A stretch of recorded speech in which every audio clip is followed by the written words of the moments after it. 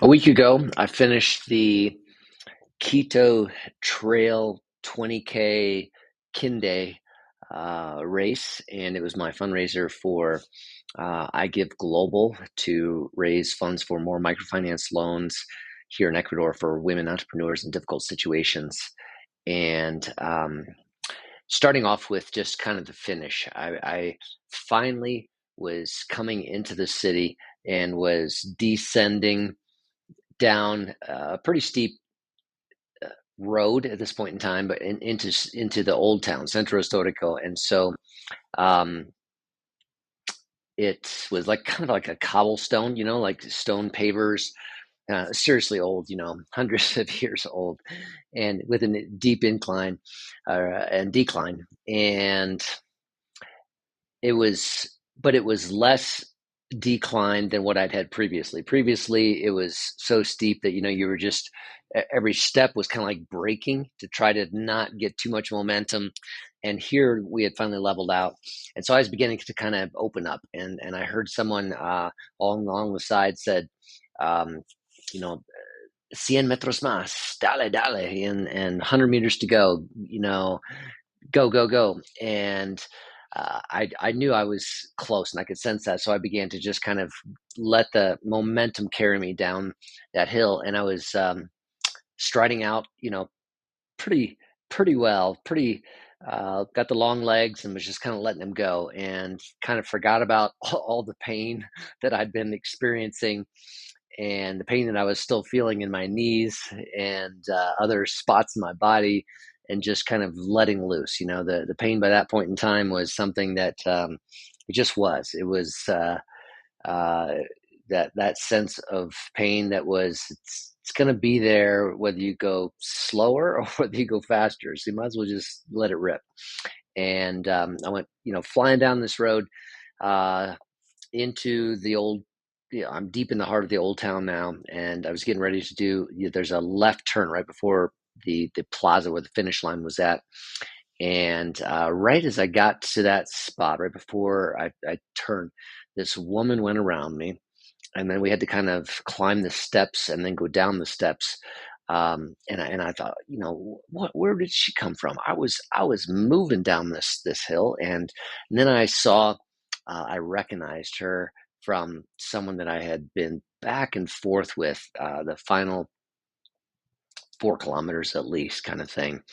And she was one of those women, people that was seriously competitive, because previously when we were going down and I would kind of come up on her, she would speed up and just try to like hold you off, and so I could tell like she was super competitive. And there were times where I went around her, and then times where she caught back up to me and she'd pass me and that type of thing. But then when I finally started just striding out there towards the end and was really motoring, just letting the uh, momentum carry me, I thought, there's just no way she's gonna keep up with me. And lo and behold, there she was, that competitive spirit in her. So I had like, a split second. As I went up the steps and down the steps onto the plaza, I had less than, I don't know, what did I say, 60 meters to go, kind of thing. And, it was like, am I going to battle this out and try to take her before the finish line? Or am I just going to enjoy this kind of, it was a blue carpet. You think of, red carpet area, but this is a blue carpet finish line area. I made the split second decision to just let competitive Karen go and just enjoy, the people cheering, and so I just kind of relaxed, and I did the airplane as I came in, and I went around the final corner, and I finished, and I was so glad to be done, so relieved, and such a sense of accomplishment to finish that trail run.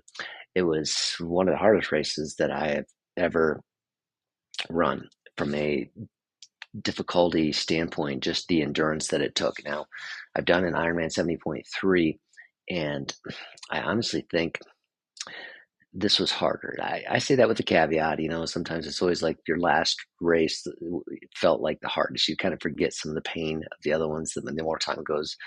Um, but I do think this was maybe the hardest, right up there, maybe harder than Ironman 70.3, and that's because with the Ironman, I mean, you have three different disciplines, and so there's a change of what the toll it takes on different muscles, right? So first is swimming. That's like your full body workout, and but you're not pounding at all, right? You're just kind of going through the water, and you're doing a lot more with your upper body on the swim for sure. And then you move to the bike, and again, you're not pounding your knees or anything like that. You're spinning, you're spinning. Now, again, that's not using your upper body anymore, but you're spinning on your legs. It's using some of your quads, calves, kind of thing, and then you get to the last part, which is where you run.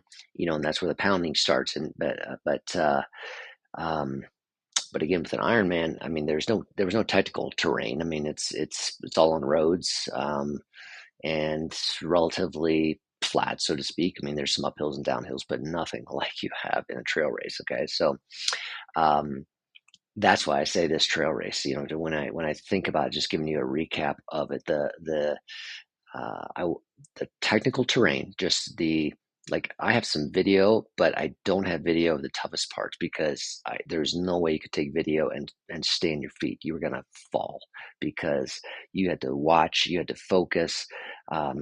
Rocks, holes, uneven ground, roots, all kinds of things. And the terrain was difficult, but then the incline. I knew we are going to be starting at 9,000 feet. We're going to go up to 11,750 feet elevation. And what that is in meters, 3,300 meters, something like that, 3,200 meters. And but it was more difficult than what I expected. So first, it was just kind of like these, gentle inclines, and that's like anywhere else in a road race, that's like a hill, right? But here it was just kind of like you just keep going up, up, up, up, up, up, up, up. And then we got out of town, and then it really went up. Okay. So I want to back up and then I'll catch back up to this spot. So the morning started. I had to get on a bus here in Quito at 4 a.m. 4 a.m. is when my bus departed for this little village. So again, yeah, I'm up. I got up at 3 to get around, eat what I need to get all my gear together. These races are different because you got to carry so much gear with you. Like there was required gear that you had to have for the amount of water. You had to have some food. You had to have an emergency blanket. You had to have a first aid kit with some specific things in it. I needed a stick baton, for a pole. That's for the hiking, the climbing, and some different things. So you're carrying gear, and I had to get all that around, get out the door, got over there 4 o'clock, got on the bus, um, which wasn't far from me. That was nice to get from where my apartment is to the bus, and had a nice ride over. But it only took, I was expecting like an hour. It only took, 40, less than 45 minutes. Again, no traffic at that time of the morning. I had a nice ride, met a guy, lives here in Quito, north of Quito, and he's a CEO of a um, office furniture and out more than the furniture, like that whole outfitting kind of thing. So like think Herman Moore chairs and offices and decor, but then also they have like a contract here for all the Papa Johns in Ecuador, and so they do the entire outfit. So that's where it gets into more because you're putting in the kitchen, you're putting in the counter, you're putting in the tables, the chairs, the decor, whatever Papa John specifications are, they outfit that kind of thing. So it was a very interesting conversation to talk with this guy on the way over there. But again, now it's 4:50 in the morning. I'm getting off the bus. I'm in this little village called Yoa. I'm on the other side of the Pichincha um, mountain range, the volcano that we're going to cross, and the race. is supposed to start the first wave at 6. My wave is second at 6:15, and here we are. So, and like a lot of the little villages here in Ecuador, you have the center of town is this park. It's a central park, and then there's typically your Catholic church is on one side, and maybe a government building's on another side. Little stores, shops, tiendas, and then second floors, living areas, that type of thing. And but it's cool out. This is 50 degrees, and you're just waiting. I sat on a park bench, and a lot of these hardcore runners, they're already stretching. They're doing jumping things. They're doing moving around things. I'm just like, oh my gosh. I mean, it's like it's 4:55 in the morning, 5 in the morning, and there's no way I am warming up 1 hour before the start of this baby. So I sat down and ate my breakfast. I had some hard-boiled eggs and an empanada along with me, and one of the community street dogs came up to me. You can tell these guys, they look a little ragged, the dogs, and they have no collar, that type of thing. And he's always eating, so he thought I would make a good friend. So he sat down right in front of me, just stared at me, and so I shared a little bit of my breakfast with him, and then he stayed with me the rest of the time there. So I kind of passed the hour watching these people do their stretches, whatever, and feeding the dog and hanging out with the dog until it was about 10 till 6 finally, and I need to, like, okay, I'm cold now. I gotta warm up. Let's go to the bathroom one more time and move around and start getting warmed up. I'm supposed to get out at 6:15, and it's like the people just began kind of packing in towards the starting line because I didn't know at the time. I found out afterwards. 1,000 runners, 1,000 runners. We're gonna go through this trail over the mountain into Quito. All right, so yeah, we're starting in this village, and then we're going to go out of the village. It just goes up, up, up, up, up, up, and then we go up the volcano, the Pichincha, and we stay along the top of it, go up a little bit more, and then you dive down into the city of Quito, and then finish in the central historical, the old part. So, starting line, and we took off, and it was, it's a glorious morning. Barely, it wasn't even really sunrise yet at this point in time at 6:15. Just kind of because you're in the valley, the sun's got to come up over the mountain before you can really see it. So it was cold, and you just get going. But there's all these runners who are just taking off. Just that camaraderie of runners. And the first thing I noticed is that, boom, all of a sudden we're starting to go up already. And now I'd scanned the course. They'd had elevation things before, and it looked like that part was supposed to be pretty flat. But here we are going up already a little bit. And we kept going. We got a couple kilometers outside of town, and we turned into a trail. So first it was kind of like well, you're on the town streets again, like the old cobblestone, and then you got out into a dirt road, and then it kind of got down into a farm lane, and then we turned off, and then we were on like a single track. So you had all those people down to a single track, and all of a sudden, basically stopped, and I was like, well, what's going on? And nothing really happened, and we started moving again a little bit, and you couldn't see because it was single track, and there was no way, nothing. It was so tight that nobody could pass around there. And I finally kind of got up, and I could see what was happening, and oh my words, like this super steep downhill, and it was so much loose dirt that it was like sand, and people were just like sliding down this thing.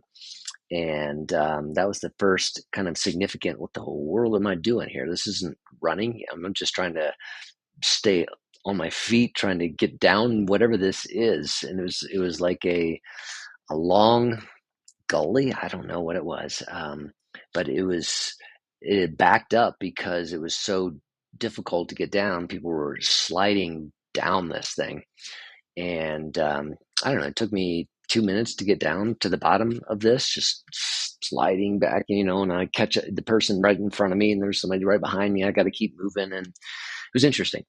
And then we're out in the country, and we're kind of going up. So there's still like pasture land. So there's cows on the side of the slope, and you can see it going up. It's still green there where the cows are, and then up above is the volcano, and where it gets more difficult terrain. And we kept going, somewhere around 7, 8 kilometers of the 20 kilometers. So I'm around 5 miles now at 8 kilometers. Uh, we got up to this family's kind of home. It looked like they must be, they're farmers. They have the cows, that type of thing. And there was an old woman out there, Ecuadorian um, woman, and I said, Buenos dias to her, and she's like, Buenos dias, dale, dale, and kind of cheering us on, and then she said something about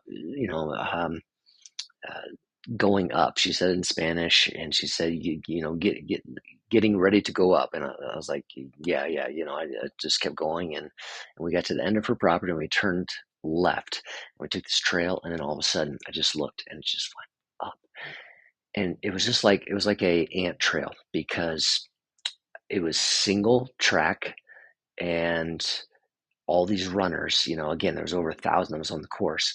And I'm just somewhere in the middle of this, and all you could see was this line, just single file. And so we just started going up and up and up. And I've never climbed anything that steep, that long in my life. I was not prepared for it whatsoever. What a challenge it was. My um, my calves began to hurt because my feet were at this angle, this steep. Every step you had to take, and your body. So this it was just so much stress and pressure as you kept going and climbing. And you couldn't stop because there's somebody behind you, right? That's pushing you, and the people in front of you. Like there's a couple people that try to at certain spots, they just kind of pull off to the side a little bit, to try to get their breath. And I'm trying to check my pulse and heart rate at different, and it's skyrocketing, and there's nothing I can do. It's just, and I'm just watching. I said, I can't see where this ends because there's a spot where it kind of goes around. Some trees are blocking my view, and I'm hoping maybe that's near the top, and I get up and go around that corner, and it just keeps going. And we just went up and up and up for what seemed like an enormous amount of time. It was probably only like 20 minutes, but just imagine just you know, climbing at the steepest thing you've ever climbed. And I was trying to use my pole, and um, it wasn't steep enough that you had to like grasp things with your hands, but it was so steep that it just made your legs burn and burn and burn, and again, just people aligned just like an ant. Um, Highway. We were just going up this thing. I did get a couple pictures of that just because you're not moving really fast because it's just too steep. So I did shoot one before up and one behind, and kept going. And I got to the top of that thing. I was just wasted. And I'm thinking, oh my gosh, we're not even at 10 kilometers. We're not halfway yet. And I suck in air. We're now it's 11,000 feet, and the top was 11,750, I think, somewhere around there. And so we kind of ran along the top of this thing. You're just trying to catch your breath. You're just trying to, I'm taking some water. I'm taking some energy gels, and this is kind of where you and now it's widened again, so it's not single track, and it's back to kind of a farm lane type thing, rough farm lane. So you got to watch your footing, but it's you could go 3 or 4 wide people if you needed to. So people passing you, you're passing people passing you, you're passing people. You see some of the same ones because you're kind of doing this. I was doing this dance of try to run some until my heart rate went into like red zone, and then I'd back off and walk. I would walk some of the more incline, hike some of the more incline areas, just because my heart rate was just skyrocketing at this point in time.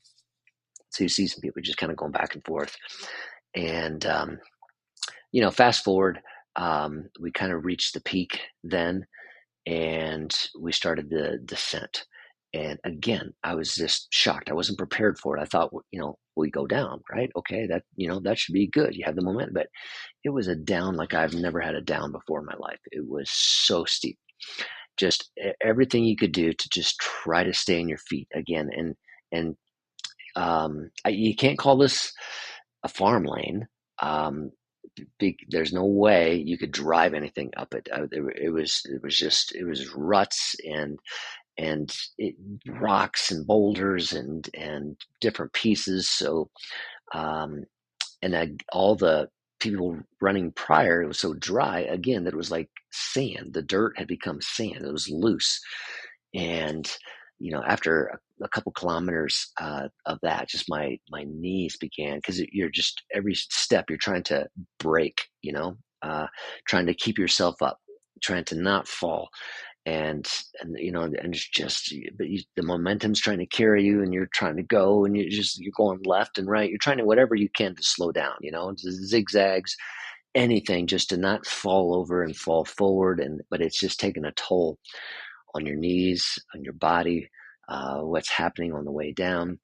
And the terrain just began to slowly change. So it's from that just incredible rugged deep dive into, then you could kind of see, okay, now it's widening out a little bit, and now it feels like a trail where people have walked before, and then occasionally you'd see a house along the side, or that, and then occasionally you'd meet some um, local Ecuadorian coming up. They're walking up, and they got groceries on a bag on their back, that kind of thing. You're like, oh my gosh, they do this. They live up here and they walk this thing, and it was just a new perspective on that. And but it's still, we're not at a spot where you could have a vehicle come up here, or any type of all-terrain vehicle, anything. It's just too rough.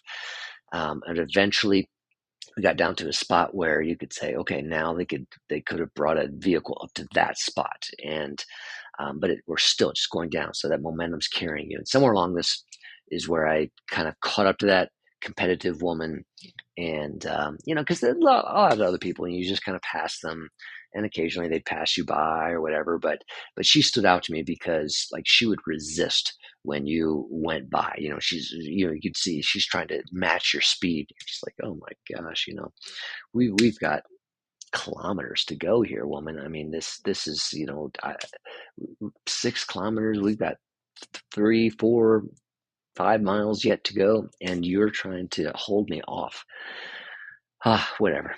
And the terrain moved to like a trail where you could have a truck, trail where you could have a vehicle, 4-wheel drive, and it was still, you're just pounding. And now it's cobblestone a little bit, but rugged cobblestones. Okay, this is not like down in town. This is old, like Roman cobblestone kind of stuff, right? And the legs are hurting, and I had to kind of deal with myself at one point in time. It's just like, okay, this hurts, and it's gonna hurt, and it's gonna hurt whether you slow down or whether you keep going. So you might as well just go, And so it's just like putting that pain out of your mind. My knee was just killing me. I was favoring it, so I was favoring the left side, pounding on the right side more, because the left side had already pounded so well hard, and then just going and going and going down, and the ground the terrain began to level out a little bit more. So now the cobblestone came to a little bit more modern cobblestone. It had been replaced at some point in time, but we're still going steep, and there she is, here I am, there she is, here I am, every, I don't know, minute or two, it seemed like we're passing or whatever. And um, there's other people around. The race has definitely, because there's so many runners. But she stood out to me for whatever reason, and we began to get a little further into town. I was trying to figure out, okay, how far do we have to go? I was trying to, I've got a watch on, I've got my phone on, just to see, and that they're showing me different distances.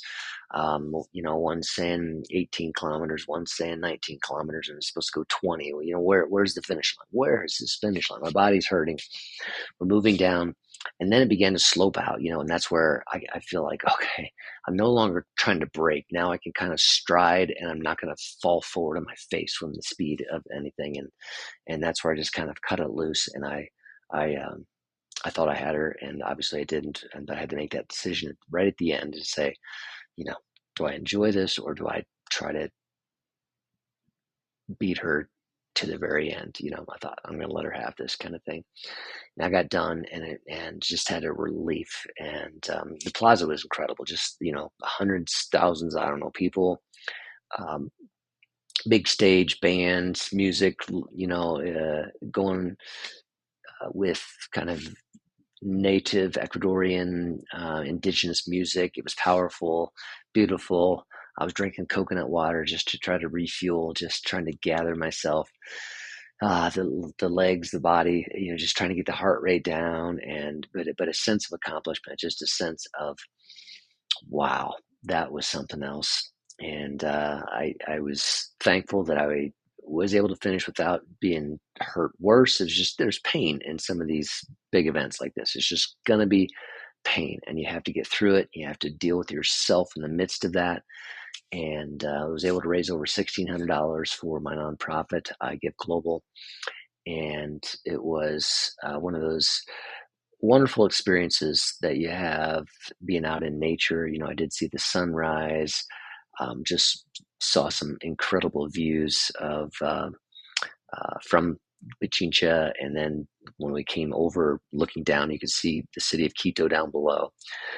Incredible. So I wanted to just put these stories out there as a to remind myself, something that I have to come back to later on. The stories of this trail run. It was a beautiful experience.